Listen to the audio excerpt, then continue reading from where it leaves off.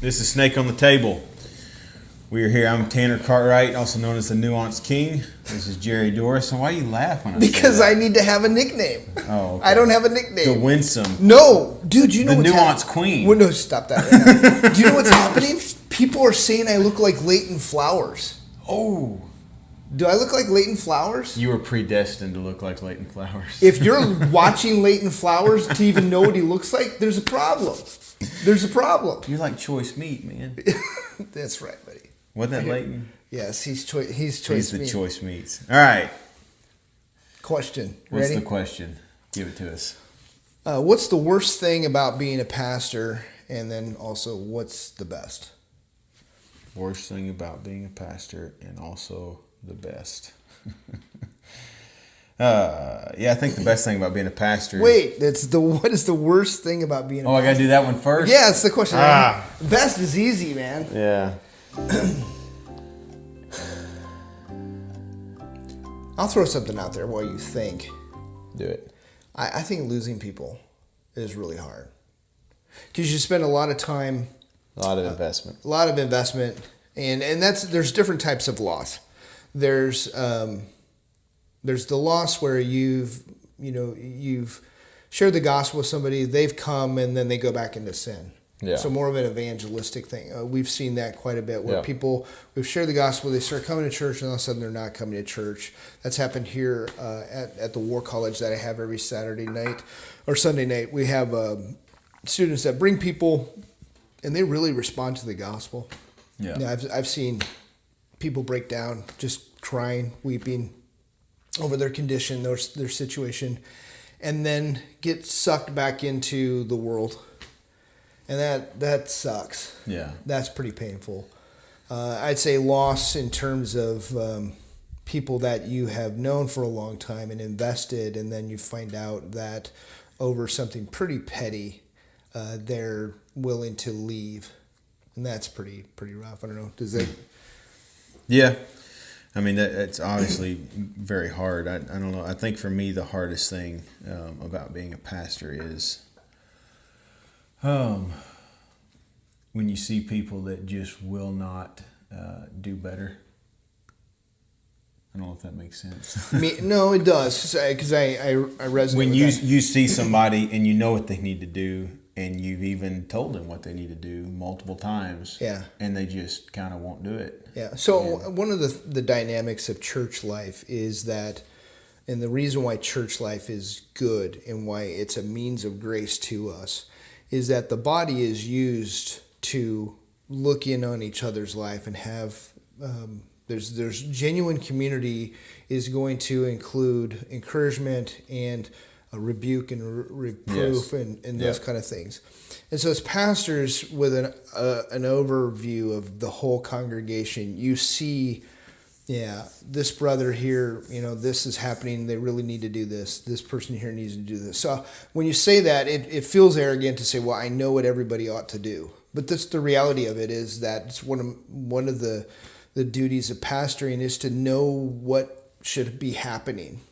And then when you see somebody not doing that, and they're neglecting the means of grace, they're neglecting the counsel, and they're going back into that. When I see a husband failing or neglecting to lead his wife, and he knows he should, and I've told him he should, and he won't. Yeah, that's hard, because I see the wife suffer, I see the kids suffer. I see he as a man suffer. Yeah. Weak and apathetic men that just refuse to do what they know they should do. Yeah. And so that's hard. I mean, it's difficult, because at the end of the day, there's only so much that as a pastor you can do. You pray, you counsel, you preach your heart out, and you give it to the Lord. And well, on that particular thing, we actually would escalate that to a church discipline issue. Well, sure, if it's eventually, so we're going to give it's sin, we want to give a wide grace period there, because we know, because it was hard for us. Praying in front of your wife, sure, is so It's so humbling. For some reason, it's hard. It's so hard, dude, because this is the woman you're obviously intimate with her. She has seen you in all your glory, but you can't humble yourself to pray in front of her. That's just crazy to me. Yeah. But there was a time in my life where it was very difficult to do that, or to lead family worship, or those things. Those are That's a big one. Yeah, so it's hard, and I don't just mean things that's like, oh, this is obvious sin, we need to rebuke you for it and call you out for it. So there's a wide spectrum there of things. Yeah. But to the flip side of that, I think the best thing about being a pastor is just seeing the Lord work in people's lives and see them grow spiritually, and it's just so encouraging. There's nothing like seeing someone succeed at something. Yeah. It's where they're just hitting it now. Oh man, there's a good brother at church, and he's well, I don't know that I want to say. Yeah, don't. But I won't. Yeah, but he's been working towards something, and he's getting there, and he's making progress. Yeah. And I'm seeing it, and it's just, I talked to him about it Sunday, and he lit up, and I lit up, and it just so good. It's almost laughing out loud. I think having that perspective and seeing the progress that people are making is helpful, because often when you're incrementally making progress, you forget. There's some brothers I've had to say things. Do you remember? Yeah. It was like 2 years ago that we were talking about this and this and this, and you were dealing with this. Yep. Yeah. And then they're so then they're so far past it. It's just, and that's that is so good. Yeah. You are so tired right now. I am tired. I'm sorry. What'd you do today? I just worked on my house all day. You're working all day long. So we got to do one on bivocationalism. Yeah, we haven't done that yet. We have not talked about bivocationalism. Okay. So both Tanner and I, we have full-time jobs, and so we work pretty hard. So we have multiple full-time jobs. Yeah, multiple. So and then, hey, you know what? Let's throw a podcast on top of that. Yeah, no doubt. What were we thinking? So I say that. Yeah, there's so many good things about being a pastor. But the people I love. So let's throw this snake on the table, because it's in this zone. I think there's a lot of talk about how difficult it is to pastor. Don't quit, right? We always hear that phraseology. Don't quit. Sure. And because it's hard. There's hard things. But I was telling our association today, we had a Zoom meeting, and how much I absolutely love pastoring. Yeah. I love it. Yes. I just love interacting with people and being in their lives and seeing this progress, seeing that growth. And I know there are challenges that happen, but to see them overcome that challenge, or to see it's little things like seeing every Lord's Day, all the different families that have gardens and stuff come and they bring their produce and they sit it on the table, and those that don't have it, they come and they pick through those kind of things, and that just enriches my soul. I love seeing that kind of fellowship and that bond. Yeah, I love. Yeah, I get it that it can be hard, but anything worth doing is hard. Yeah, it just is what it is. Marriage is hard.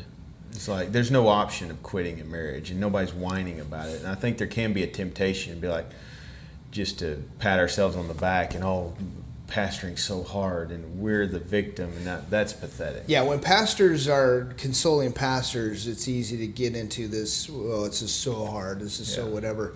But you compare, there's some hardships to being an HVAC technician. Oh man.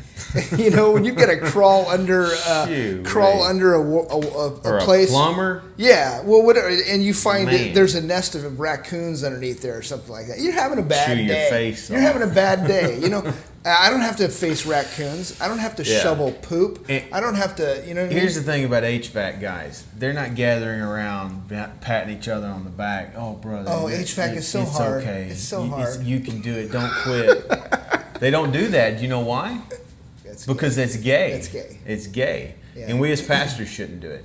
It's hard work, and the Lord's given it to us, and we put our hands to the plow and we do it. That being said, there are special circumstances and challenges that come up when you're dealing with hearts and souls and families and just brokenness and challenges that we're facing. And I think there needs to be a fraternity of pastors where we can talk about those kind of things. But just this general pastoring is so hard. It really irks me. We don't have that to have fraternity. Yeah. Construction workers have fraternity. I drive a big dually with toolboxes on the side. Every guy in a big truck that goes by me waves. Yeah. There's a fraternity of construction guys. Yeah. There just is. That's my people. That's my guy right there. There he goes. And so, but they don't get together and whine about it. Whine about how hard construction is. I mean, So I think we just need to be careful as pastors to just not be. We do not need to be acting like women. Don't be whining. We don't need be to a be whiner. whining. Don't we don't be need gay. to be acting like women. I get like that it's hard. I mean, me and you. How many times have we had conversations about stuff? It's difficult. I get it. Yeah. But that's not a reason to whine. Yeah, and so I think that it's important, just like with any job, you take vacations, you take breaks. Sure. You get some time off, you set some boundaries. That is probably the hardest thing I think about pastoring is that there's really no boundary. Well, it's not, and I think you struggle with that more than I do. I know it doesn't stress me out or bother me if I leave my phone for hours. Sometimes. Yeah. I don't think you do that very much. Nothing grieves me more, and this has than happened. If you miss something. Nothing grieves me more than when I wake up and it's been 3 or 4 hours and somebody's texted me or they've called me or whatever and somebody died. You missed it. Yeah. I missed the moment. Yeah. And so I've got to scramble Sure. to try to recapture that. That's definitely a challenge because you're always on call. You're always on effectively. Call. Yeah. Do you enjoy preaching? I do. Yeah, I do enjoy preaching. There was a time in which I was preaching very poorly, and I didn't enjoy it. Or you didn't enjoy my feedback, or you didn't enjoy both. Okay, both, man. Post preaching, what do we call it? When you come out of the pulpit, the sermon regret, the preacher's regret. Yeah. Sometimes, man, that's so strong. That is hard. Sometimes you come out of that pulpit and you're just like, I am the worst. Yeah, I'm a pile of poo. Yeah, that was terrible, and I know the Lord's sovereign, and I know He works miracles, but I don't even know how He could turn that into something to use that. You know what's amazing about those? When you feel the worst in the pulpit, it's when you'll get all these people come up and like, "Thank you, that was so good." And you're like, "What are you talking about? That was." And I always wonder, it's like, man, they can tell I feel bad about it. They're trying to help me. They're just trying to encourage you. It's like Dustin gives me a hug after church one time after I preached, and I was like, "Oh man, it must have been bad if you got the hug." Got the Dustin hug. It must have been really bad. But anyway. So percentage-wise, how much time preaching versus anything else? Shepherding? Yeah, shepherding. Would you say just the balance is? I'm not necessarily for you, but just the pastorate as you viewed it, as you've seen me and other elders in the church and yourself, how much would you give? Is preaching like what we... 80-20. 80's what? 20 preaching, 80% shepherding. Okay, that's what the body. I want. I want people to hear that. So it's really small. The preaching the vast side, majority of pastoring is shepherding people. The preaching side is actually the smaller side of what a pastor does. 100%. And I think I would argue that if it's not that, you don't need to be preaching. Maybe that's not correct to say, but I feel like if someone is not shepherding his people, why is he preaching to them? Yeah. Like the purpose of a pastor, the word means shepherd, is to shepherd people. This is a different topic. When you prepare a sermon, how long are you spending time? How much time do you spend preparing? Oh, I don't know, 10 hours. Yeah. Maybe. Yeah, you get a lot of people say that, I spend 30, 40 hours. Bro, you may not be gifted if you're spending that much time preparing a sermon. Yeah, the last time I preached, I spent 2 hours on Friday lining out or it may not have been Friday, but whenever it was, lining out my text and organizing my text. And then I spent probably 5-6 hours writing it. Yeah.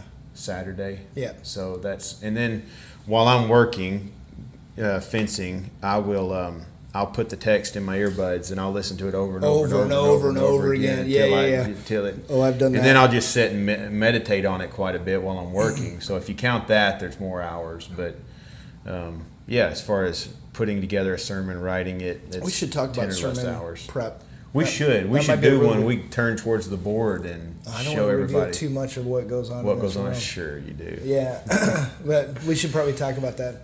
All right, so I liked Pastor. I know there's some hard things about it, but the good things are just overwhelmingly awesome. Yes, I love it. I love my people. I love my church. They're awesome. Yep. So I wouldn't trade for anything. No, unless the Lord removes me from pastoring, I plan on doing it till they're throwing dirt in my face. Yeah.